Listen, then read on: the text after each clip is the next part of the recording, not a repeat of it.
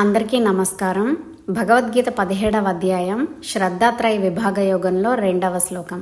శ్రీ భగవానువాచ త్రివిధా భవతి శ్రద్ధా దేహినాం సా స్వభావజా సాత్వికీ రాజసీ చైవ తామసీ చేతి తాం శృణు.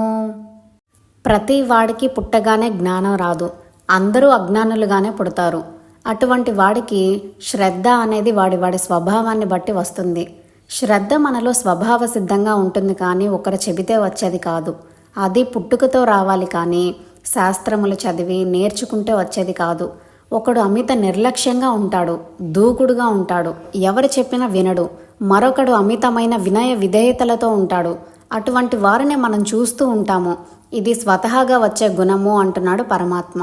మానవుడు ఎటువంటి శ్రద్ధ కలవాడో వాడి పూర్వజన్మ సంస్కారము నిర్ణయిస్తుంది. దాని ప్రకారమే ప్రవర్తిస్తాడు.